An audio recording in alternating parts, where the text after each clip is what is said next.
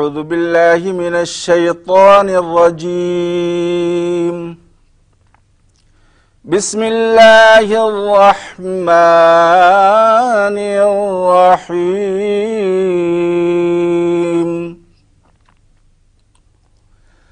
وَلَنَبْلُوَنَّكُمْ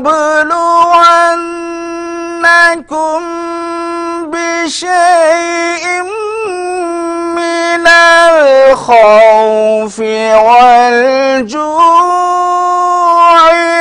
وَنَقْصٍ مِّنَ الْأَمْوَالِ وَالْأَنفُسِ والثمرات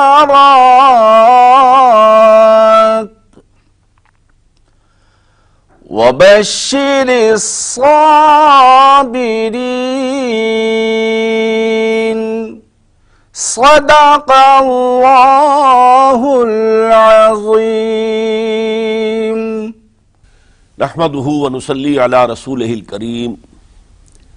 اما بعد فاعوذ باللہ من الشیطان الرجیم. بسم اللہ الرحمن الرحیم. ولا تقولوا لمن يقتل في سبيل الله اموات بل احياء ولكن لا تشعرون. ولنبلونكم بشيء من الخوف والجوع ونقص من الاموال والانفس والثمرات وبشر الصابرين الذين إذا أصابتهم مصيبة قالوا إنا لله وإنا إليه راجعون. أولئك عليهم صلوات من ربهم ورحمة وأولئك هم المهتدون. صدق الله العظيم. رب اشرح لي صدري ويسر لي أمري واحلل عقدة من لساني يفقهوا قولي. اللهم ربنا الہمنا رشدنا واعذنا من شرور انفسنا. اللهم ارنا الحق حقا وارزقنا اتباعه وارنا الباطل باطلا وارزقنا اجتنابه. آمین یا رب العالمین. معزز حاضرین اور محترم ناظرین و سامعین، السلام علیکم ورحمۃ اللہ وبرکاتہ. آج ہماری سہ روزہ تقاریر کی آخری کڑی ہے. آپ کو یاد ہوگا کہ سب سے پہلے خطاب میں ہم نے قرآن کا فلسفہ شہادت سمجھا. قرآن مجید میں یہ اصطلاح کس معنی میں آئی ہے، اور اس کے ساتھ ہی امت مسلمہ کا فرض منصبی. وَكَذَلِكَ جَعَلْنَاكُمْ أُمَّةً وَسَطًا لِتَكُونُوا شُهَدَاءَ عَلَى النَّاسِ وَيَكُونَ الرَّسُولُ عَلَيْكُمْ شَهِيدًا.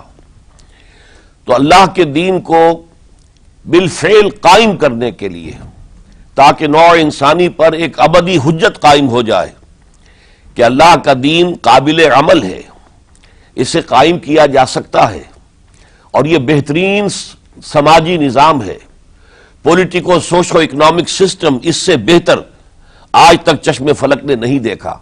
یہ حجت قائم کرنے کے لیے جن حضرات نے اپنی جانوں کا نذرانہ پیش کر دیا، گویا کہ وہ اللہ کے گواہ قرار پائے، ان کے لیے لفظ شہید استعمال کیا گیا.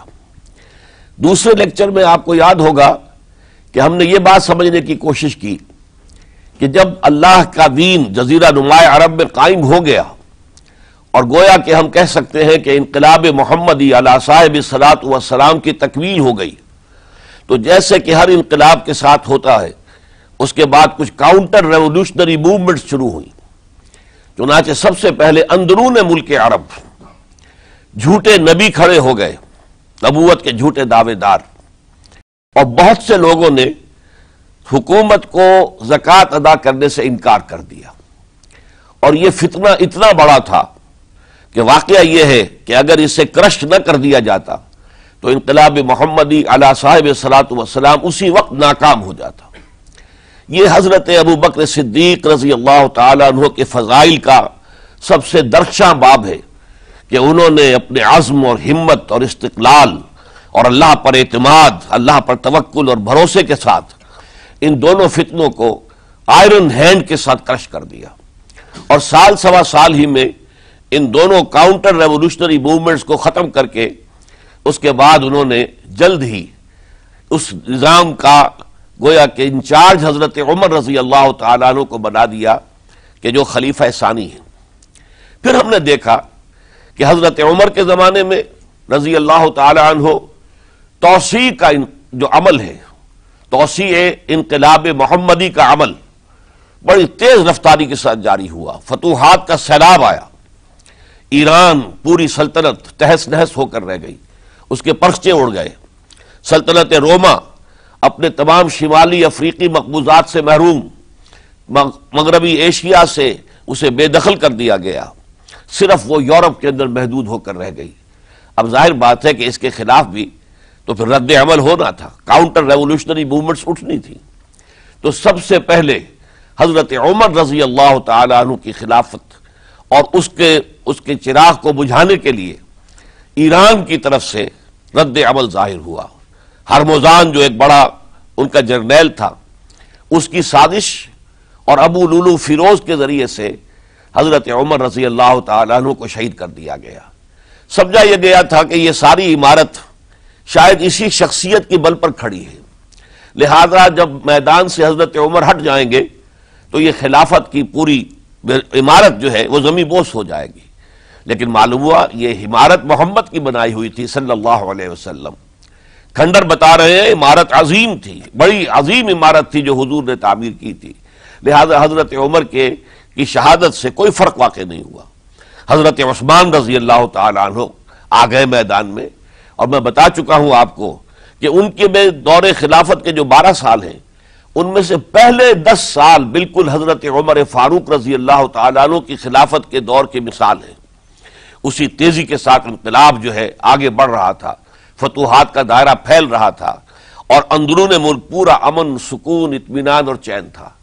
لیکن ان کی دور خلافت کے آخری دنوں میں اب یہودیوں کی طرف سے رد عمل اور ایک کاؤنٹر ریولوشنری موومنٹ عبداللہ ابن سبا کے ذریعے سے، کہ جس نے اسلام کا لبادہ اوڑھا اور منافقت کے پردے کے ساتھ وہ عالم اسلام میں داخل ہوا، اور اس نے چونکہ دیکھ لیا کہ پرانی چپقلش ہے، پرانی چشمک ہے جو قریش کے 2 بڑے قبیلوں کے مابین یا 2 بڑے گھرانوں کے مابین چلی آ رہی تھی، بنو ہاشم، بنو امیہ۔ تو پہلے 2 خلفاء جو تھے وہ نہ بنو ہاشم سے تھے نہ بنو امیہ سے تھے۔ حضرت ابو بکر صدیق بنو تیم سے تھے، حضرت عمر بنی عدی میں سے تھے، لیکن حضرت عثمان اب بنو امیہ میں سے تھے۔ اس کو انہوں نے گویا کہ دکھتی رگ بنا کر پکڑا اور پروپیگنڈا شروع کیا کہ خلافت تو بنو ہاشم کا حق ہے، چونکہ حضور ہاشمی تھے صلی اللہ علیہ وسلم، تو گویا کہ عثمان غاصب ہیں رضی اللہ تعالی عنہ، بلکہ ان سے دونوں پہلو جو تھے حضرت عمر اور حضرت ابو بکر وہ بھی غاصب ہیں۔ اس کے ساتھ ہی فتنے کی مختلف شکلیں انہوں نے شروع کی۔ یہ الفتنۃ الکبریٰ کہلاتا ہے ہماری تاریخ میں، عظیم ترین فتنہ، جس کے نتیجے میں حضرت عثمان رضی اللہ تعالیٰ عنہ شہید ہو گئے۔ اور ان کی شہادت کے بعد اگرچہ خلافت حضرت علی رضی اللہ تعالیٰ عنہ کے ہاتھ میں آئی، لیکن یہ کہ باہمی خانہ جنگی کا وہ سلسلہ شروع ہوا جو حضرت علی کے دور خلافت جو 5 سالوں پر مشتمل ہے، اس کے دوران مسلسل خانہ جنگی رہی۔ ایک طرف شیعان علی تھے، دوسری طرف شیعان عثمان آ گئے جو حضرت عثمان رضی اللہ تعالیٰ عنہ کے قتل کے قصاص کے مطالبے کو لے کر سامنے آئے۔ جنگ جمل ہوئی، ایک رات میں 10,000 مسلمان شہید ہوئے۔ جنگ صفین میں 74,000 مسلمان شہید ہوئے۔ جنگ نہروان میں پھر 4,000 مسلمان شہید ہوئے۔ یہ شہادتیں جو چل رہی تھی یہ کس لیے چل رہی تھی کہ جو بھی عمارت خلافت کی قائم ہوئی تھی اب اسے قائم رکھا جائے، اغیار کی طرف سے جو سازشیں ہو رہی ہیں، جو حملے ہو رہے ہیں، اسے ختم کرنے کے لیے ان کا مقابلہ کیا جائے۔ تو یہ اور اس کا یہ دور ختم ہوتا ہے حضرت علی کی شہادت پر رضی اللہ تعالی عنہ۔ اور یہ بات نوٹ کر لیجئے کہ حضرت علی کو شہید کرنے والے وہ خارجی تھے۔ عبد الرحمن ابن ملجم خارجی طبقے سے تعلق رکھتا تھا جو پہلے حضرت علی کے لشکر میں شامل تھے، لیکن جب حضرت علی نے رضی اللہ تعالی عنہ تحکیم اور ثالثی کی تجویز قبول کر لی تو وہ ناراض ہو گئے کہ اللہ تعالیٰ ہی ہے حاکم اور حکم، ان الحکم الا للہ، یہ انسانوں کو حکم کیوں بنا لیا گیا؟ اور اس میں اتنی شدت اختیار کی کہ وہ علیحدہ ہو گئے، اسی لیے انہیں خوارج کہا گیا۔ انہوں نے رائے یہ قائم کر لی جو مسلمان کبھی کوئی گناہ کبیرہ کا ارتکاب کرے گا وہ کافر قرار پائے گا، جب کافر ہوگا تو گویا کہ مرتد ہے تو واجب القتل، اس کا مال، اس کی عزت سب مباح ہے۔ یہ ہمارا سب سے پہلا گمراہ ترین فرقہ تھا۔ انہی میں سے 3 افراد نے بیٹھ کر اسکیم بنائی کہ یہ 3 افراد ایسے ہیں کہ جن کو اگر میدان سے ہٹا دیا جائے تو شاید مسلمانوں کی باہمی خانہ جنگی ختم ہو جائے اور مسلمان پھر کسی ایک خلیفہ پر راضی ہو جائیں، اور یہ تینوں کافر ہیں، معاذ اللہ ثم معاذ اللہ۔ حضرت علی کافر ہیں، ان کو قتل کرنے کی ذمہ داری عبد الرحمن ابن ملجم نے لی۔ حضرت معاویہ قاتل ہیں، ان کے لیے کسی اور کو اسائن کیا گیا۔ عمرو بن العاص قاسم ہیں، ان کے لیے کسی اور کو اسائنمنٹ دی گئی۔ ہوا یہ کہ حضرت عمرو بن العاص وہ تو اس روز فجر کی نماز میں آئے نہیں، ان کی جگہ جو امام تھا وہ شہید کر دیا گیا۔ حضرت معاویہ رضی اللہ تعالی عنہ ان پر وار اوچھا پڑا، زخمی تو ہوئے لیکن یہ کہ پھر تندرست ہو گئے۔ حضرت علی رضی اللہ تعالی عنہ پر بہت کاری وار ہوا اور حضرت علی رضی اللہ تعالی عنہ کی شہادت سن 35 ہجری میں ہو گئی۔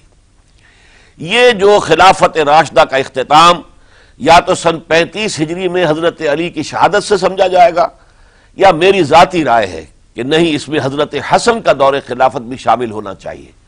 حضرت حسن کو کسی نے نامزد نہیں کیا تھا، نہ انہوں نے اپنی امیدواری کے ساتھ اپنے طاقت کے بل پر خلافت حاصل کی تھی، بلکہ حضرت علی سے جب یہ کہا گیا تھا کہ کیا ہم آپ کے بیٹے حسن کے ہاتھ پر بیعت کر لیں، تو انہوں نے فرمایا تھا کہ میں نہ تمہیں روکتا ہوں نہ حکم دیتا ہوں، یہ تمہارا معاملہ ہے، تم جسے مناسب سمجھو اس کے ہاتھ پر بیعت کر لو۔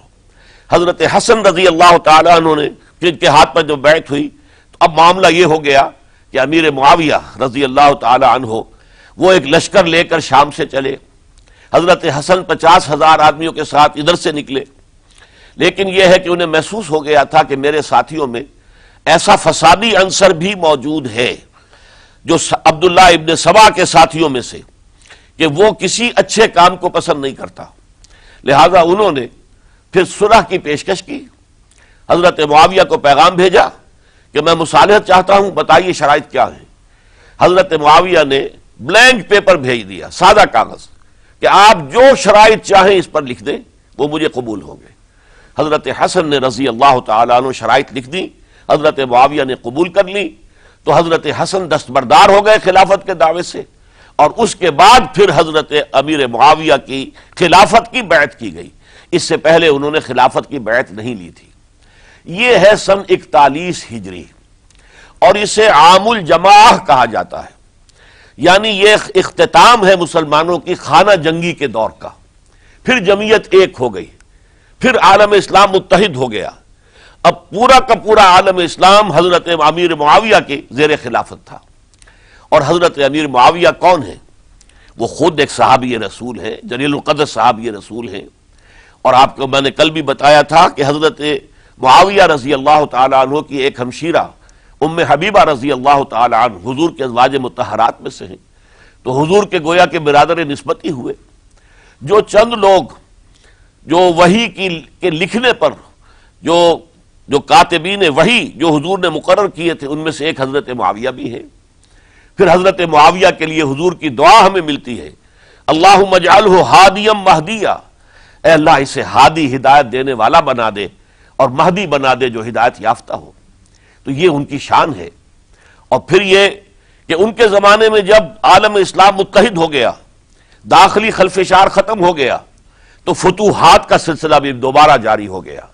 حضرت علی رضی اللہ تعالیٰ عنہ کے 5 سالہ دور خلافت میں کوئی توسیع نہیں ہو سکی تھی دارالاسلام کی، کوئی مزید علاقے جو ہیں سلطنت اسلامی میں شامل نہیں کیے جا سکے تھے، اس لیے کہ سارا معاملہ تو داخلی خلفشار کا تھا۔ جو خانہ جنگی ہو رہی تھی، ایک دوسرے کی تیروں اور تلواروں اور نیزوں سے 1 لاکھ کے قریب مسلمان ختم ہو گئے تھے، تو اندر سے گویا کہ موشن ٹوٹ گیا اس سیلاب کا۔ تو سیلاب پھر دوبارہ جب امت جمع ہو گئی عام الجماع کے بعد، تو حضرت معاویہ رضی اللہ تعالیٰ عنہ ان کا دور خلافت اب 20 برس ہے، اندازہ کیجئے۔ یہ پورے 20 برس کوئی اندرونی خلفشار نہیں ہوا، کوئی جھگڑا نہیں ہوا، کوئی فساد نہیں ہوا، بلکہ جو فتوحات کا دائرہ تھا شروع ہو گیا۔ مکرار اور سندھ کے علاقے فتح ہوئے، کابل اور یہ افغانستان کا علاقہ فتح ہوا، ترکستان کے علاقوں کے اندر پیش قدمی ہوئی، ادھر یہ کہ قیصر سلطنت روما کا اس کے مرکزی شہر قسطنطنیہ پر حملہ کیا گیا، جس کے لیے کہ حضور کی حدیث موجود تھی پیشن گوئی کے طور پر، اول جیش یغزو مدینۃ القیصر مغفورون لہم، حضور نے فرمایا تھا کہ جو پہلا لشکر قیصر کے شہر پر حملہ کرے گا تو وہ سب کے سب وہ مغفرت پا جائیں گے، اللہ تعالیٰ ان کی مغفرت فرما دے گا۔ اگرچہ کامیابی نہیں ہوئی، لیکن اس پیشن گوئی کی وجہ سے آپ کو معلوم ہے کہ حضرت ایوب رضی اللہ تعالی عنہ ان کو بھی اس پیشن گوئی کی وجہ سے، حالانکہ 90 برس سے اوپر عمر تھی، لیکن وہ بھی کہا انہوں نے کہ میں بھی اس میں جانا چاہتا ہوں، چنانچہ اس لشکر میں گئے، وہیں فوت ہوئے۔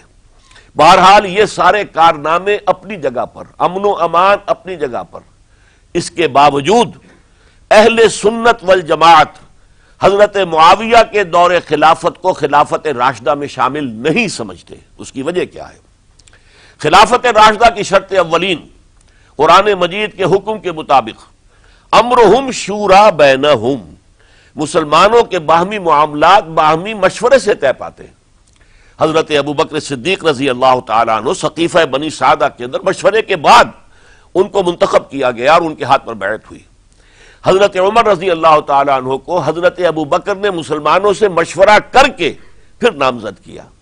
حضرت عثمان کے لیے حضرت عمر رضی اللہ تعالیٰ عنہ نے اپنے جانشین کے لیے 6 افراد پر مشتمل کمیٹی بنا دی، جو بڑے سے بڑے جو اصحاب جو جن کے بارے میں کہا گیا ہے کہ جن کو دنیا ہی میں بشارت دے دی گئی تھی، جو عشرہ مبشرہ میں سے جو باقی تھے، ان کے اوپر مشتمل کمیٹی بنا دی کہ آپ لوگ طے کر لیں اور اپنے سے کسی ایک پر جمع ہو جائیں۔ اس اعتبار سے حضرت علی کے ہاتھ پر بھی جو بیعت ہوئی ہے تو وہ اہل مدینہ کے دباؤ پر ہوئی ہے، ان کے مطالبے پر ہوئی ہے۔ حضرت علی خود جو ہے وہ خلافت کے مدعی نہیں تھے، بلکہ انکار کرتے رہے، چونکہ فتنے کا دور تھا، حضرت عثمان شہید ہوئے تھے، مسلمانوں کے دل زخمی تھے۔ اس حالت میں وہ سمجھتے تھے کہ اگر میں یہ خلافت جو ہے اپنے ہاتھ میں لے لوں گا تو ہو سکتا ہے کہ اس کا حق ادا نہ کر سکوں، لیکن یہ کہ جب انہوں نے دیکھا کوئی اور بھی تیار نہیں، طلحہ بھی تیار نہیں، زبیر بھی تیار نہیں، تو آخر مسلمانوں کو بغیر امارت کے چھوڑا تو نہیں جا سکتا، تو حضرت علی نے وہ قبول کر لی۔ حضرت حسن کے بارے میں بتا چکا ہوں کہ ان کے بارے میں لوگوں نے کہا تو حضرت علی نے فرمایا میں نہ حکم دیتا ہوں نہ روکتا ہوں۔ لیکن حضرت امیر معاویہ رضی اللہ تعالیٰ عنہ صحابی بھی ہیں، حضور کے قرابت دار بھی ہیں، کاتبین وحی میں سے بھی ہیں، پھر ان کا دور حکومت امن، سکون، اطمینان ہر طرح سے جو ہے 20 برس تک کوئی داخلی خلفشات نہیں ہوا، کوئی فساد نہیں ہوا، کوئی باہمی جنگ و جدل نہیں ہوا، بلکہ فتوحات کا دائرہ آگے بڑھا۔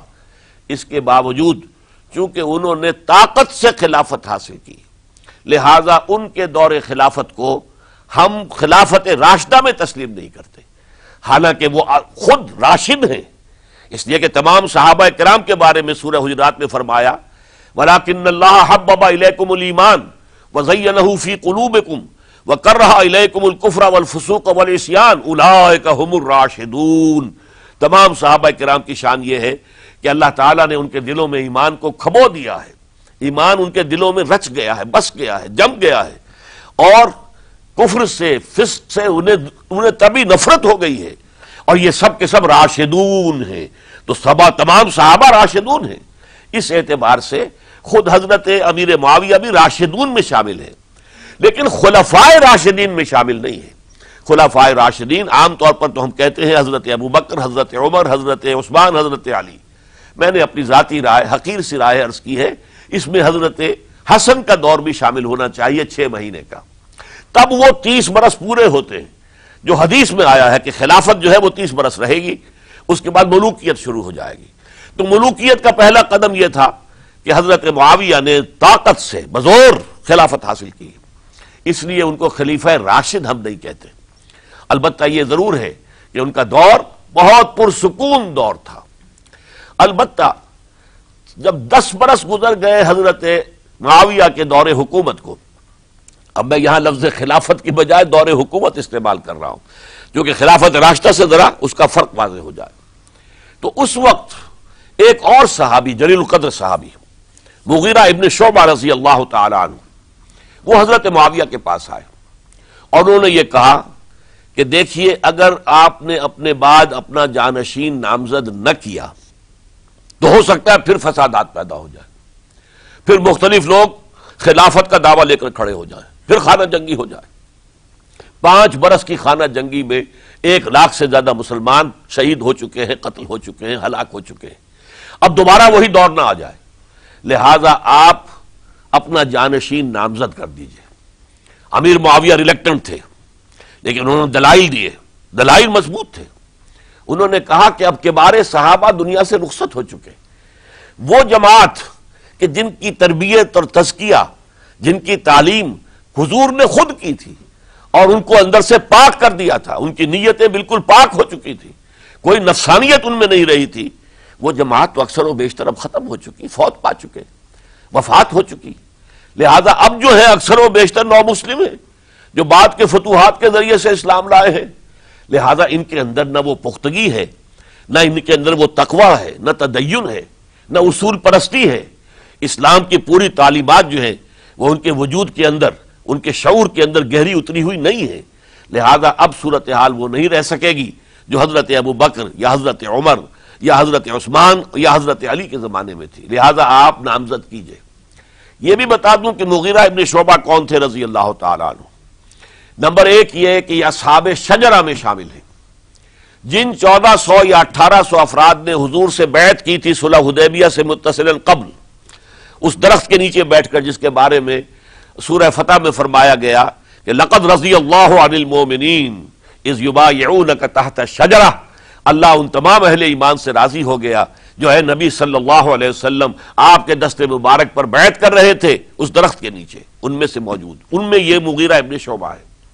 پھر مغیرہ ابن شعبہ وہ ہیں کہ حضرت علی اور امیر معاویہ ان کے درمیان جو خانہ جنگی ہوئی اس میں ہمیشہ حضرت علی کے ساتھ رہے، حضرت علی کے ہی وہ سپورٹر تھے، ان کے ساتھ تھے۔ اس پہلو سے اچھی طرح سمجھ لیجئے کہ یہ نہیں ہے کہ وہ در حقیقت کو پہلے سے وہ امیر معاویہ کے ساتھی تھے، نہیں، لیکن اب جو صورتحال وہ دیکھ رہے تھے، جہاں دیدہ انسان تھے، بہت بڑے سیاستدان تھے، جانتے تھے حالات کو، حالات کے نفس پر ان کا ہاتھ تھا، لہذا انہوں نے یہ مشورہ دیا اور پھر امیر معاویہ نے اس مشورے کو قبول کر لیا اور یزید کی ولی عہدی کا اعلان کر دیا۔ یہ بالکل مڈل ہے حضرت امیر معاویہ کے دور خلافت کا درمیان، یہ 10 سال جب ہو گئے تھے حضرت امیر معاویہ کی خلافت کو یا حکومت کو، تب یہ معاملہ پیش آیا اور یزید کے ہاتھ پر یہ بیعت ولی عہدی تمام جو بھی مختلف گورنرز تھے ان کے ذریعے سے کہہ دیا گیا اپنے اپنے علاقے کے لوگوں سے بیعت لے لو۔ یہ بیعت عام طور پر لوگوں نے کر لی، البتہ 5 شخصیتیں جو بہت نمایاں تھیں انہوں نے اس بیعت سے انکار کیا۔ ان میں کون تھے ذرا نوٹ کیجئے۔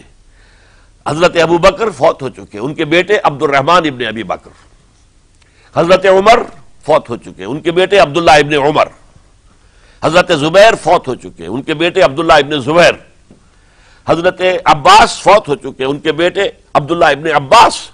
حضرت علی شہید ہو چکے، ان کے بیٹے حسین ابن علی رضی اللہ تعالی عنہم اجمعین۔ یہ 5 جو امت کے بہت بڑے 5 افراد کے گویا کے وہ چشم و چراغ تھے ان گھرانوں کے، انہوں نے انکار کیا، اور ان میں خاص طور پر عبد الرحمن ابن ابی بکر نے یہ جملہ کہا کہ تم چاہتے ہو کہ قیصر و کسریٰ کی سنت پر عمل کرو کہ باپ کے بعد بیٹا حاکم بن جائے، یعنی ایک قدم تو خلافت کا نظام پہلے ہی نیچے اتر چکا۔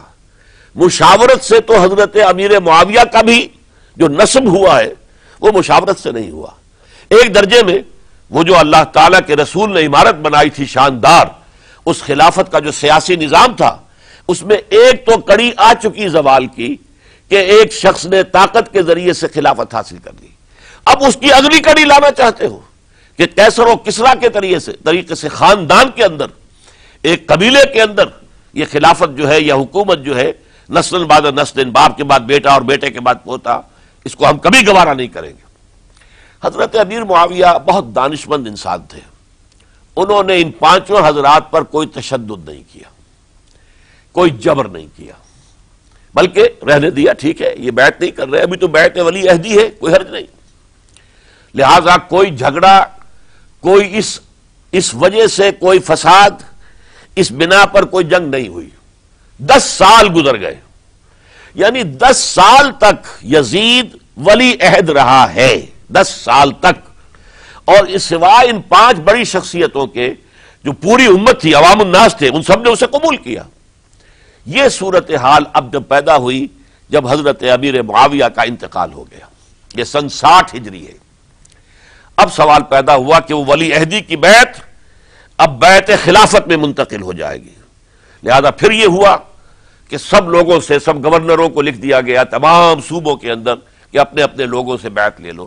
ظاہر بات ہے کہ وہاں کوئی ریفرنڈم نہیں ہوتا تھا، کوئی ووٹ نہیں ہوتے تھے کہ اس کی پرچیاں ڈالی جا رہی ہوں، ایک ایک شخص سے رائے لینا نہیں ہوتی تھی، بلکہ اس وقت کی جمہوریت یہ تھی اور شورائیت یہ تھی کہ ڈفرنٹ کلینز ہیں، ڈفرنٹ فیملیز ہیں، ڈفرنٹ ٹرائبز ہیں، ان کے سردار، ان کے بڑے لوگ، ان کے اہم لوگ بیعت کر لیں تو گویا کہ سب کی بیعت ہو گئی۔ وہ ایک قبائلی نظام تھا، اور اس میں یہ نہیں تھا نظام کے ووٹ بنے ہوئے ہوں اور اس کی پرچیاں ڈالی جا رہی ہوں۔ تو تمام عالم اسلام نے گویا کہ بیعت قبول کر لی اب یزید کی بحیثیت خلیفہ۔ اب وہ جو 5 آدمی تھے ان میں سے ایک فوت ہو چکے تھے، حضرت عبد الرحمن ابن ابی بکر رضی اللہ تعالی عنہما، دونوں فوت ہو گئے، لیکن باقی 4 رہ گئے۔ ان چاروں کو نوٹ کیجئے، اور یہ بڑا سینسٹیو ایشو ہے جس پر میں اب گفتگو کر رہا ہوں۔ ان چاروں میں کون ہیں؟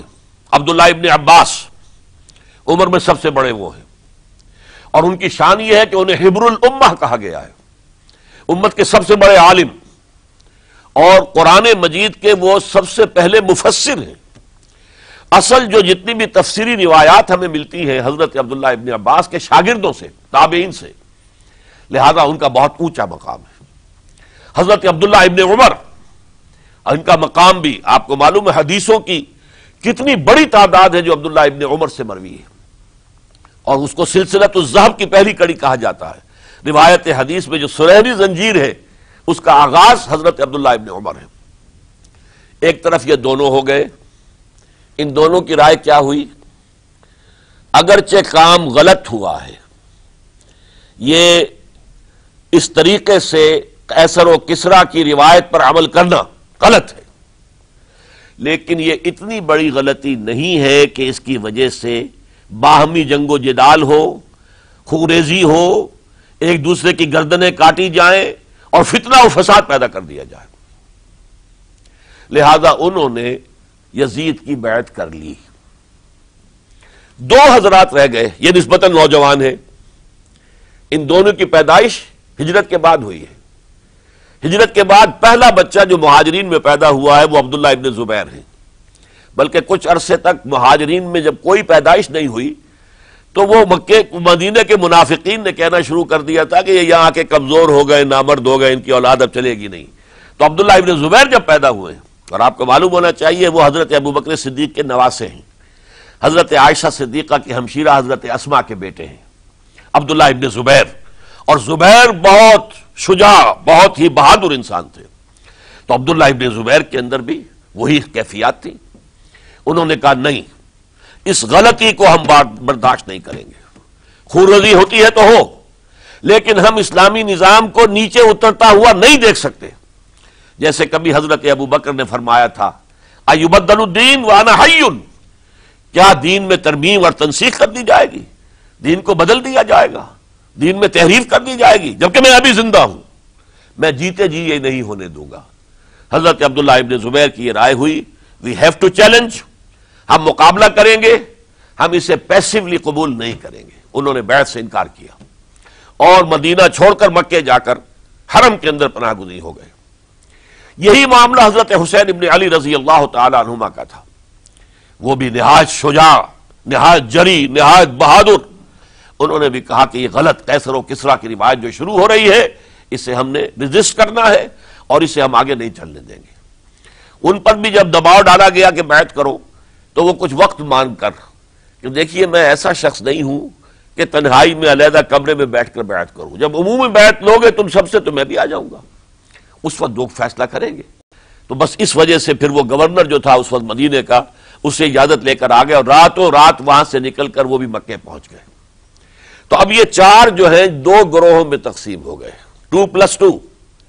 دو کی رائے یہ ہوئی کہ بات غلط ہے، لیکن اس کی بنا پر خونریزی، جنگ و جدال، جنگ آپس میں خونریزی کرنا یہ صحیح نہیں ہے، بلکہ مصلحت اس میں ہے کہ اس کو قبول کر لیا جائے۔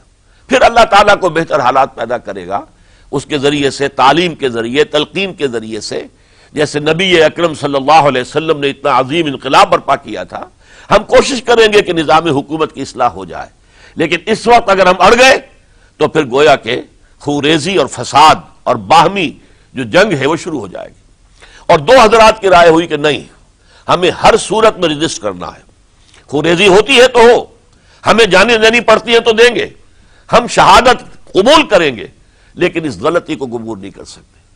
تو میں اس کے لیے عرض کر رہا ہوں، یہ تیسری شہادتوں کا جو دور شروع ہوا ہے، پہلا شہادتوں کا دور حضور کا دور، دین کو قائم کرنے کی جد و جہد میں جنہوں نے جانیں دی ہیں۔ دوسرا دور اس دین کے خلاف جو کاؤنٹر ریولوشنری موومنٹس آئی ہیں ان کو رفع کرنے کے لیے جانیں دینا، ہزاروں صحابہ کی جانیں اس میں بھی گئی ہیں، مسیلمہ ابن کذاب ہو یا مانعین زکوٰۃ ہو، ان کے خلاف جو جہاد ہوا۔ پھر ظاہر بات ہے کہ حضرت عثمان رضی اللہ تعالیٰ عنہ کے بعد جو فساد ہوا، وہ شہادتیں کیا تھی؟ اس دین کے نظام کو قائم رکھنے کے لیے، انٹیکٹ رہے، دشمن اس کے اندر رکھنے ڈالنے میں کامیاب نہ ہو جائے۔ اب تیسرا دور وہ آ رہا ہے کہ جبکہ داخلی طور پر اس نظام خلافت کے اندر زوال شروع ہو رہا ہے، اس زوال کو روکنے کے لیے کہ وہ اپنی اصل جو خلافت کا نظام اللہ نے اور اس کے رسول نے دیا ہے اس کی بنیاد پر قائم رہے، لہذا ہم رجسٹ کریں گے اس تبدیلی کو اور میدان میں آ کر مقابلہ کریں گے۔ یہ حضرت عبداللہ ابن زبیر رضی اللہ تعالی عنہما اور حسین ابن علی رضی اللہ تعالی عنہما، اب ان دونوں میں ایک اختلاف ہوا۔ حضرت عبداللہ ابن زبیر کی رائے یہ تھی کہ یہ مکہ ہے، یہ اللہ کا گھر ہے، یہ حرم ہے، اور یہاں کے لوگ بہت سے برے اثرات سے ابھی تک بچے ہوئے ہیں، پاک ہیں، لہذا ہمیں یہاں رہنا چاہیے۔ اس کو مرکز بنا کر ظاہر بات ہے اسی مکے سے محمد الرسول اللہ صلی اللہ علیہ وسلم نے دعوت شروع کی تھی، وہیں سے وہ پھیل کر جو ہے ایک عظیم انقلاب کی شکل اس نے اختیار کی تھی، ایک عظیم مملکت جو ہے حضور چھوڑ کر گئے تھے۔ تو ہمیں مکے میں رہ کر ہی اپنی تحریک شروع کرنی چاہیے، لیکن ادھر حضرت علی کے پاس پیغام آ رہے تھے کوفے سے۔ کوفہ چونکہ حضرت حسین کے پاس پیغام آ رہے تھے کوفے سے، چونکہ کوفے کو حضرت علی نے دار الخلافہ بنا لیا تھا، اور وہاں سمجھا جاتا تھا کہ حضرت علی کے ہمدرد اور حضرت شیعان علی جنہیں ہم کہیں، ان کے ساتھی، ہم خیال یہ لوگ ہیں کثرت کے ساتھ، اور وہاں سے اب خطوط کا تانتا شروع ہو گیا، آپ یہاں آئیے، ہم بےتاب ہیں، آپ کا استقبال کریں گے، آپ کے ہاتھ پر بیعت کریں گے، تاکہ یہ جو قیصر و کسریٰ کی سنت شروع ہو رہی ہے اس کو روکا جا سکے۔ وہ تانتا بندھا ہوا ہے خطوط کا۔ تو حضرت حسین رضی اللہ تعالیٰ عنہ نے فیصلہ کر لیا کہ میں کوفے جاؤں گا۔ حضرت زبیر روکتے رہ گئے کہ نہیں، کوفیوں پر اعتماد نہ کیجئے، یہ زبانی کلامی ساتھ دیتے ہیں، جب ڈنڈا چلتا ہے تو پھر یہ ہٹ جاتے ہیں میدان سے، ان پر اعتماد نہ کریں آپ، لہذا یہی مکے میں رہیے اور ہم دونوں مل کر ایک بڑی طاقت بن جائیں گے، اور یہ مکہ جو ہے ہمارے لیے حصار ہے، یہ ہمارے لیے پناہ گاہ ہے، یہاں سے اس دعوت کا آغاز کیا جائے۔ اب یہ افسوس ہے، اس سے اللہ کی مشیت سمجھا جائے، اللہ کی مرضی ہے، جو کچھ ہوتا ہے وہ تو بے اذن رب ہوتا ہے، اللہ اپنی مصلحتوں سے ہم سے زیادہ واقف ہے، ہم تو نہیں سمجھ سکتے۔ حضرت حسین نے فیصلہ کیا اور ڈٹ گئے اس فیصلے پر کہ میں کوفے جاؤں گا۔ اب یہ بھی بات قرآن مجید میں آیا ہے، حضور سے خطاب کر کے فرمایا گیا فَإِذَا عَزَمْتَ فَتَوَكَّلْ عَلَى اللَّهِ، جب ایک مرتبہ آپ ایک ارادہ کر لیں تو پھر اللہ پر توکل کیجئے، پھر یہ نہیں کہ کبھی آگے کبھی پیچھے جاؤں یا نہ جاؤں، یہ نہیں، یہ تردد یہ نہیں، بلکہ یہ کہ ایک فیصلہ کر کے ڈٹ جائیے، اس لیے کہ جو بھی نتیجہ ہے وہ تو اللہ کے ہاتھ میں ہے، لہذا اللہ پر توکل کیجئے۔ فَإِذَا عَزَمْتَ فَتَوَكَّلْ عَلَى اللَّهِ، لہذا سب نے سمجھایا حضرت حسین کو کہ آپ کوفے نہ جائیں، سمجھانے والوں میں حضرت عمر بھی تھے رضی اللہ، حضرت عبداللہ ابن عمر بھی تھے رضی اللہ تعالی عنہ، اگرچہ کوئی قرابت داری جو ہے قریبی نہیں تھی، لیکن بہرحال امت کی ایک شخصیت، عظیم شخصیت تھے۔ سمجھانے میں سب سے زیادہ زور صرف کیا ہے حضرت عبداللہ ابن عباس نے رضی اللہ تعالی عنہما۔ اور حضرت عبداللہ ابن عباس کون ہیں؟ ایک رشتے سے حضرت حسین کے چچا ہیں، ایک رشتے سے حضرت حسین کے نانا ہیں۔ کیوں؟ حضرت علی اور حضرت عبداللہ ابن عباس چچا زاد بھائی ہیں، عباس کے بیٹے، ابو طالب کے بیٹے، عباس اور ابو طالب بھائی ہیں، تو یہ فرسٹ کزن تھے حضرت علی اور عبداللہ ابن عباس رضی اللہ تعالی عنہ۔ لہذا انہوں نے جب کہا تو گویا کہ ایک چچا، ایک بزرگ سمجھا رہا ہے۔ اور دوسرے رشتے سے حضور نانا تھے حضرت حسین کے، اور حضور بھی کزن تھے حضرت عبداللہ ابن عباس کے، چچا زاد بھائی ہیں۔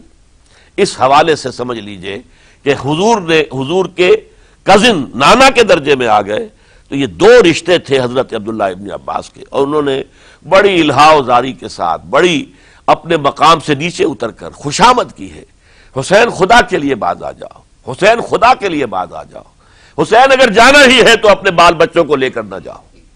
جس طریقے سے تمہارے باپ حضرت علی رضی اللہ تعالیٰ عنہ کو کوفہ کے اندر ذبح کر دیا گیا، کہیں ایسا نہ ہو کہ تمہیں بھی تمہارے بال بچوں کے سامنے ذبح کر دیا جائے، باز آ جاؤ۔ لیکن حضرت حسین اب اللہ کی طرف سے ان کے دل میں ایک ارادہ پختہ ہو چکا تھا، اور انہوں نے حضرت مسلم بن عقیل کو بھیجا تھا کہ جاؤ میری طرف سے کوفے والوں سے بیعت لے اور پھر مجھے اطلاع دو۔ وہ گئے، وہاں 12,000 افراد نے بیعت کر لی۔ اب ان کا خط آ گیا کہ یہاں تو فضا بالکل ہموار ہے، اتنے لوگوں نے بیعت کی ہے، باقی بھی جیسے ہی آپ سامنے آ جائیں گے سب بیعت کر لیں گے، لہذا یہاں پر وہ ریزسٹنس کے لیے گویا کہ ہمارے پاس طاقت اس کوفے کے اندر بہت مضبوط طاقت ہوگی کہ ہم یزید کی حکومت کے خلاف ریزسٹ کر سکیں۔ اس کے بعد ہوا کیا؟ یزید نے عبید اللہ ابن زیاد کو گورنر بنا کر بھیج دیا۔ یہ شخص تھا بہت ڈنڈا چلانے والا، اس نے سختیاں شروع کی تو بہت سے لوگ اس بیعت سے تائب ہو گئے، لیکن مسلم بن عقیل وہ میدان میں آئے اور ان کے ساتھ ہزاروں آدمی آ گئے جنہوں نے بیعت کی تھی، ابھی تک بیعت پر قائم تھے، اور انہوں نے گورنر کے گھر کا گھیراؤ کر لیا۔ گورنر کے ساتھ 30-40 آدمی تھے کل، وہ چھتوں پر چڑھ گئے، وہاں سے پتھراؤ کیا، اور وہاں سے جو 30-40 آدمی کوفے کے تھے ان سے کہا تم اپنے اپنے لوگوں کو کہو کہ چلے جائیں واپس یہاں سے۔ انہوں نے اوپر سے کہنا شروع کیا، ڈرایا، بہت خوفناک نتیجہ نکلے گا، اب عبید اللہ ابن زیاد تم سب کو ہلاک کر دے گا۔ ایک ایک کر کے بھیڑ چھٹتی چلی گئی اور صرف چند افراد رہ گئے، اور اس کے نتیجے میں حضرت مسلم بن عقیل شہید کر دیے گئے، بلکہ ایک شخص حانی نے انہیں پناہ دی تھی کوفے میں، ان کو بھی قتل کر دیا گیا، شہید کر دیا گیا۔ اس پر یہ ہے کہ انہوں نے ایک شخص کے ذریعے سے پیغام دیا قتل کیے جانے سے پہلے کہ دیکھو میرا تو وقت آ گیا ہے، میں تو اب قتل ہو جاؤں گا، شہید کر دیا جاؤں گا، تو میرا پیغام حسین تک پہنچا دو رضی اللہ تعالی عنہ کہ یہاں یہ بغاوت ہو گئی۔ لوگوں نے، کوفیوں نے، الکوفی لا یوفی، کوفی جو ہے وہ پورا نہیں کرتا اپنے عہد کو اور وفا کو، اس کا ایک ثبوت ہمیں مل گیا ہے کہ سب کے سب منحرف ہو گئے بیعت سے، آپ جہاں تک آ گئے وہاں سے واپس چلے جائیے۔ جب حضرت حسین کے پاس یہ پیغام پہنچا اور انہوں نے ارادہ کیا کہ ٹھیک ہے یہ تو حالات بدل گئے، لہذا واپس چلنا چاہیے، شاید عبداللہ ابن زبیر کی رائے ہی صحیح ہے، ہمیں مکے ہی میں بیٹھ کر کام کرنا چاہیے، لیکن اب جو ہے عرب کا ایک خاص مزاج ہے۔ حضرت مسلم بن عقیل کے بیٹے آڑے آ گئے، اب ہم اپنے باپ کے خون کا قصاص لیے بغیر نہیں جائیں گے، اور حضرت حسین رضی اللہ تعالیٰ عنہ بامروت انسان، شریف النفس انسان، کیسے ممکن تھا، غیرت مند غیور انسان، وہ کیسے ان کی بات کو رد کر دیتا؟ لہذا اچھا چلو چلتے ہیں کوفے کی طرف۔ آگے بڑھتے چلے گئے، کربلا میں پہنچ گئے، جو کچھ وہاں ہوا ہے پھر آپ کو معلوم ہے۔ اس میں یہ بات ہے، پہلے 1000 کا لشکر بھیجا تھا عبید اللہ ابن زیاد نے، اس پر حضرت حسین رضی اللہ تعالیٰ عنہ نے جو باتیں کہیں وہ کچھ اثر انداز ہو گئی۔ ان کا افسر جو تھا حر بن یزید تمیمی، وہ بعد میں حضرت حسین کا حامی ہو گیا، اور حضرت حسین کے ساتھ ہی اس کو بھی شہادت نصیب ہوئی۔ پھر دوسرے کو بھیجا عمرو ابن سعد. عمرو ابن سعد بھی ایک بڑی عظیم شخصیت کا بیٹا تھا. حضرت سعد ابن ابی وقاص جو فاتح ایران تھے اور جن کو غزوہ احد کے موقع پر حضور نے فرمایا تھا کہ اے سعد تیر چلاؤ میرے ماں باپ تم پر قربان ہوں. جبکہ احد میں گھیراؤ کر لیا تھا حضور کا اور کفار قتل کرنے کے لیے ہجوم کر رہے تھے اور کچھ حضرات تیر چلا چلا کے انہیں پھینک رہے تھے، دور جو ہے ہٹا رہے تھے. ان میں سے حضرت سعد ابن ابی وقاص بھی تھے. پھر وہ فاتح ایران تھے، اسی لیے گورنر بن گئے تھے ایران کے. سعد جو ہے ان کا بیٹے یہ عمرو جو ہے یہ اب ایک بڑے صوبے کا گورنر بھی تھا. اس وقت 4000 آدمی دے کر بھیجا. وہ بھی نرمی کرتا رہا، اس نے کوئی تشدد نہیں کیا. اس کے اندر بہرحال اپنے عظیم باپ کے خون کا کچھ اثر تھا. لیکن یہ کہ پھر ابن زیاد کو اطلاع مل گئی کہ عمرو ابن سعد جو ہے وہ تو لے تو لال کر رہا ہے، حملہ نہیں کر رہا، قتل نہیں کر رہا، بلکہ یہ کہ وہ تو اس راستہ بھی دینے کے لیے تیار ہے کہ نہ مدینے کی طرف جائیے اور نہ آپ مکے کی طرف جائیے، نہ کوفے کی طرف جائیے، بلکہ آپ چاہے تو دمشق چلے جائیں، یزید سے اپنا معاملہ کر لیں.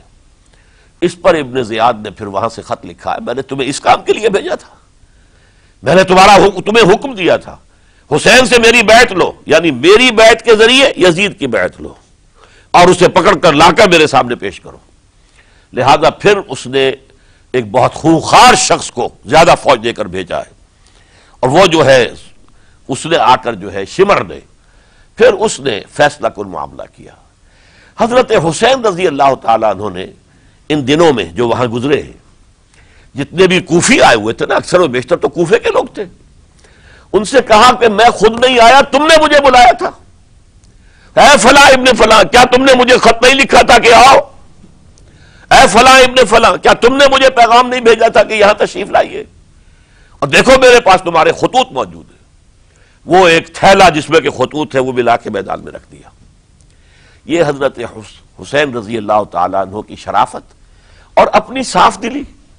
کوئی اس کے اندر عیاری نہیں تھی ان کے اندر، معاذ اللہ ثم معاذ اللہ. لیکن یہ کہ اس کا نتیجہ اچھا نہیں نکلا. نتیجہ کیا نکلا؟ اب انہیں پتا چل گیا کوفیوں کو اگر اب حسین زندہ دمشق پہنچ گئے یزید کے پاس تو یہ ہم سب کا بھاڑا پھوڑ دیں گے، ہماری شامت آ جائے گی. لہذا اب تو کسی صورت انہیں زندہ نہیں رہنے دینا. یہ ایک بڑا اہم واقعہ نوٹ کر لیجئے اس کو، اس لیے کہ حضرت حسین نے ایک ایک کا نام لے کر اے فلاں ابن فلاں، اے فلاں ابن فلاں، اے فلاں ابن فلاں کیا تم نے خط نہیں لکھا تھا؟ کیا تمہارا پیغام نہیں تھا؟ اب انہوں نے دیکھا کہ یہ بھانڈا اگر یزید کے ہاں جا کر پھوڑ دیا گیا تو پھر ہماری خیر نہیں ہوگی. یہی وجہ ہے حضرت حسین کو شہید کرنے کے بعد یہ نوٹ کر لیجئے 72 آدمی تھے کل، جس کو کہہ لیں لشکر حضرت حسین کا رضی اللہ تعالیٰ عنہ. ان میں سے 20 خاندان بنی ہاشم کے چشم و چراغ تھے. وہ بڑی بہادری سے لڑے ہیں، بڑی بہادری سے لڑے، ایک ایک نے لڑ کر جان دی ہے، بہت سو کو مارا ہے. یقاتلون فی سبیل اللہ فیقتلون ویقتلون، قتل کر بھی رہے تھے، قتل ہو بھی رہے تھے، ایک ایک کر کے قتل ہو رہے تھے، شہید ہو رہے تھے. 20 جو ہے خاندان بنی ہاشم میں سے شہید ہوئے ہیں. حضرت حسین رضی اللہ تعالیٰ عنہ کا ایک بہت ہی انفنٹ چھوٹا بچہ وہ بھی شہید ہوا ہے. باقی سب مرد، تمام مرد سوائے ایک حضرت حسین کے بیٹے حضرت علی بن حسین زین العابدین کہلائے بعد میں. وہ بیمار تھے، وہ جنگ میں حصہ نہیں لے سکتے تھے، وہ بچ گئے صرف. اچھا حضرت حسین شہید ہو گئے.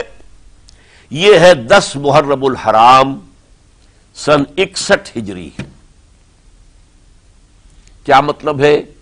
حضور کے انتقال کے ٹھیک 50 برس بعد سن 11 ہجری میں حضور کا انتقال اور سن 61 ہجری میں حضور کے نواسے اور جن کے بارے میں حضور نے فرمایا سیدہ شباب اہل الجنہ، حضرت حسین شہید کر دیے گئے. اور اس کے بعد اس لشکر نے خیموں کو آگ لگا دی. یہاں نقطہ سمجھ لیجئے آگ کیوں لگائی. انہیں معلوم تھا ہمارے خلاف ڈاکومنٹری پروف موجود ہے وہاں پر، وہ ہمارے خطوط کے تھیلے وہاں موجود ہیں، اگر وہ باقی رہ گئے تو ہماری شامت آ جائے گی، ہمیں کون بچائے گا. ورنہ ظاہر بات ہے کہ اگر تو وہ دشمنی کے انداز میں بات ہوتی تو خواتین کی بھی بے حرمتی کی گئی ہوتی، لیکن نہیں، کسی نے، ظاہر بات ہے کہ خان وعدہ نبوت کہ کسی خاتون کی بے حرمتی نہیں کی، قطعاً نہیں کی، قطعاً نہیں کی، قطعاً نہیں کی، لیکن خیمے جلانا ان کی ضرورت تھی تاکہ وہ ریکارڈ جو ہے ان کا وہ تلف ہو جائے، سارے خطوط جو ہیں وہ جل جائیں تاکہ ان کے خلاف ثبوت باقی نہ رہے۔ یہ عظیم سانحہ کربلا ہے۔ اب چونکہ یہ ہماری تاریخ کے ان واقعات میں سے ہے جس پر بہت کچھ اختلافات ہیں، مختلف گروہوں کی تعبیرات بہت مختلف ہیں، ایک طرف اہل تشیع کا اپنا بیان ہے، دوسری طرف اہل سنت کا ایک اجماعی بیان ہے، تیسری طرف کچھ ایسے لوگ پیدا ہو گئے ہیں جو حضرت حسین رضی اللہ تعالیٰ عنہ پر الزام لگا رہے ہیں اہل سنت میں سے کہ وہ تو حکومت کے طالب تھے، اقتدار کے خواہش مند تھے، واجب القتل تھے، معاذ اللہ ثم معاذ اللہ ثم معاذ اللہ۔ حضرت حسین اگرچہ صغار صحابہ میں سے تھے، یعنی حضور کی حیات طیبہ میں ابھی چھوٹے بچے تھے، لیکن ان کا شمار صحابہ میں ہے، اور پھر یہ وہ شخص ہے جو حضور کی گود میں کھیلا ہے، یہ وہ ہے جو حضور کے شانوں کے اوپر جس نے سواری کی ہے۔ علامہ اقبال نے جیسے حضرت اسماعیل کے لیے کہا ہے کہ وہ فیضان نظر تھا یا کہ مکتب کی کرامت تھی، سکھائے کس نے اسماعیل کو آداب فرزندی۔ ظاہر بات ہے حضرت اسماعیل کسی اسکول اور مدرسے دارالعلوم میں پڑھے نہیں تھے کہ وہاں پتہ چلتا کہ والد کا حق کیا ہے۔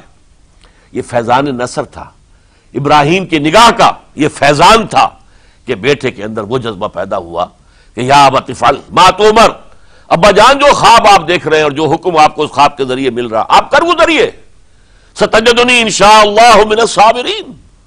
تو اسماعیل کا معاملہ اگر یہ تھا فیضان نظر سے، تو حضرت اسماعیل تو حضرت ابراہیم کے پاس زیادہ رہے بھی نہیں، وہ تو مکے میں رہے۔ حضرت عثمان جو حضرت ابراہیم تو شام میں رہتے تھے، کبھی کبھی آ جاتے تھے، بس اس سے زیادہ معاملہ نہیں تھا۔ وہ فیضان نظر حضرت اسماعیل کو تھا، تو حضور صلی اللہ علیہ وسلم کا فیضان نظر کتنا ہوگا اس کا آپ اندازہ کیجئے۔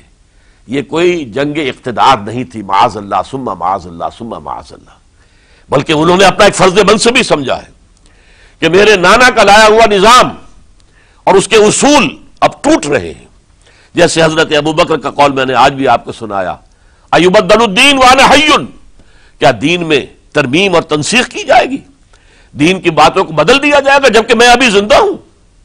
اسی طریقے سے گویا کہ زبان حال سے حضرت حسین اور عبداللہ ابن زبیر رضی اللہ تعالی عنہم ان دونوں نے یہ فیصلہ کیا کہ ہم روکیں گے اس کو۔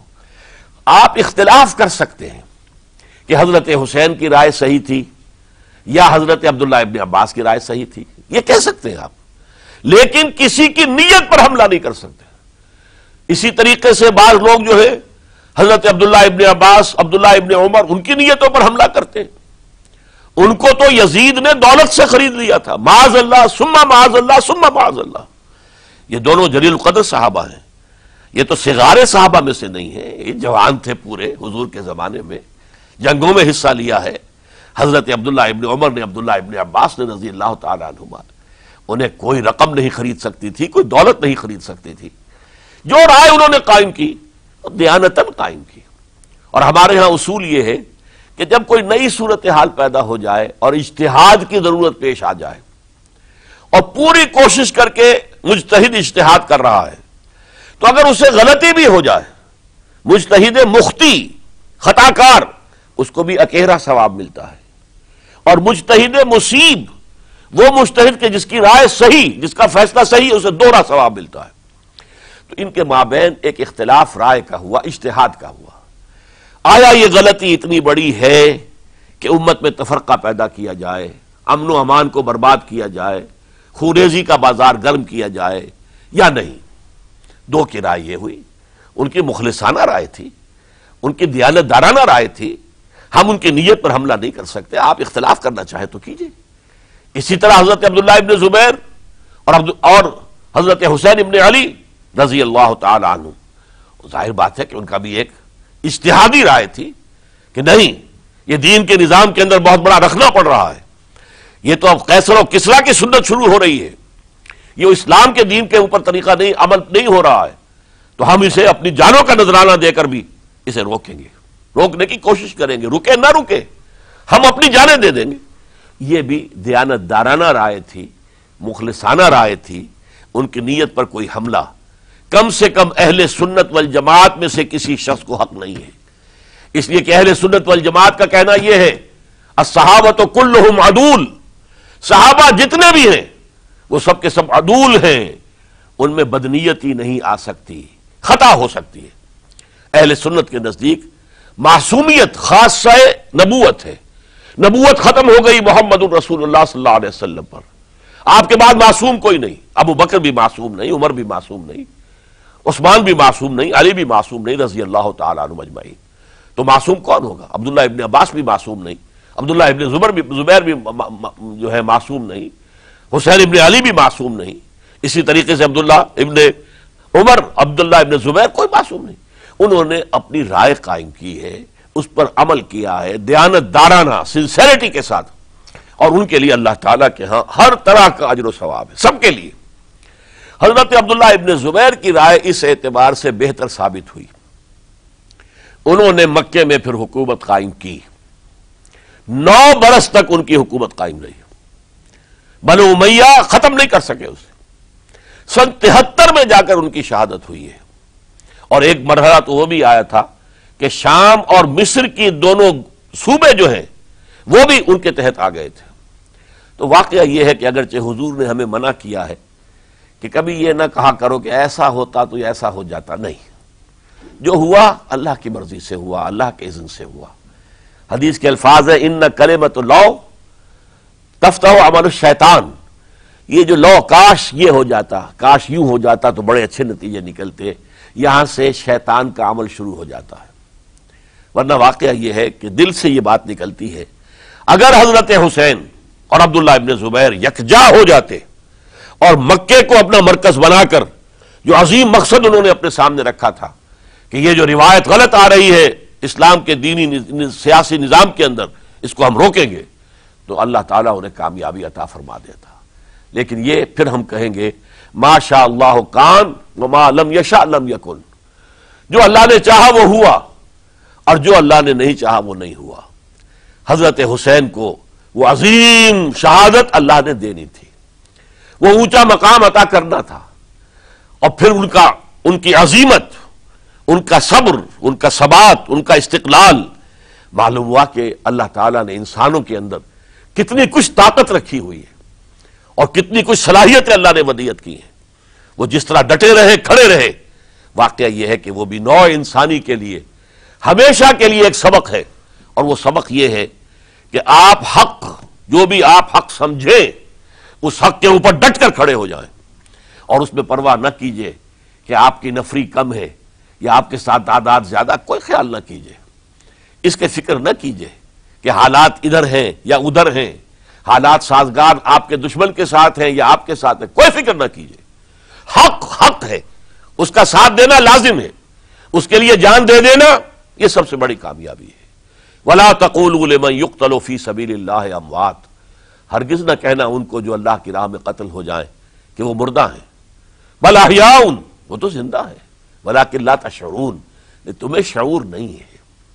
وَلَنَبْلُوَنَّكُمْ، اب یہ تمام مسلمانوں سے خطاب ہو رہا ہے، ہم تمہیں لازماً آزمائیں گے، بِشَيْءٍ مِّنَ الْخَوْفِ، خوف سے، وَالْجُوعِ، اور بھوک اور فقر و فاقے سے۔ حضرت حسین اور ان کے ساتھیوں کو پیاس کے ذریعے سے آزمایا گیا ہے، حالانکہ دریا دور نہیں ہے لیکن پانی بند کر دیا گیا، کیسی کیسی شدت اور کیسے کیسے سخت حالات کا سامنا کیا، لیکن جھکے نہیں، گردن نہیں جھکی، ڈٹے رہے اپنے موقف کے اوپر۔ وَلَنَبْلُوَنَّكُمْ بِشَيْءٍ مِّنَ الْخَوْفِ وَالْجُوعِ وَنَقْصٍ مِّنَ الْأَمْوَالِ وَالْأَنفُسِ وَالثَّمَرَاتِ، اور ہم تمہیں جانی اور مالی نقصانات کے ذریعے سے آزمائیں گے۔ وَبَشِّرِ الصَّابِرِينَ، اور اے نبی بشارت دے دیجئے صبر کرنے والوں کو۔ الَّذِينَ إِذَا أَصَابَتْهُمْ مُصِيبَةٌ، وہ کہ جن کو اگر کوئی مصیبت آئے، ان پر نازل ہو جائے، قالوا، تو وہ کہیں گے اِنَّا لِلَّهِ وَإِنَّا إِلَيْهِ راجعون، ہم اللہ ہی کے ہیں، اللہ ہی کی طرف ہمیں لوٹ جانا ہے۔ أُولَئِكَ عَلَيْهِمْ صَلَوَاتٌ مِّن رَّبِّهِمْ وَرَحْمَةٌ، یہ ہیں وہ جن پر ان کے رب کی طرف سے صلوات ہیں، درود ہے اور رحمت ہے، وَأُولَٰئِكَ هُمُ الْمُهْتَدُونَ، اور یہی ہدایت یافتہ ہیں۔ اللہم ربنا اجعلنا منہم، اللہم ربنا اجعلنا منہم۔ میرے اور آپ کے لیے سبق یہ ہے، صرف حضرت حسین کا کوئی دن بنا لینا یہ نہیں، ٹھیک ہے یاد تازہ کیجئے، بہت اچھی بات ہے، لیکن اس کا نتیجہ یہ نکلنا چاہیے کہ اگر حضرت حسین نے اپنی ہی نہیں، اپنے خاندان کی، اپنے اعزاء و اقربا کی، اپنے ساتھیوں کی جانوں کی قربانی پیش کر دی حق کے لیے، تو ہمیں بھی فیصلہ اور سبق یہ لینا چاہیے کہ ہمیں حق کا ساتھ دینا ہے، ہر سے بعد چاہے اس کے نتائج کچھ بھی نکلے۔ اقول قولی ھذا واستغفر اللہ لی ولکم ولسائر المسلمین والمسلمات۔ جسے دیکھنی ہو جنت وہ نبی کے در سے گزرے، وہ جدھر سے گزرے یہ ادھر سے گزرے۔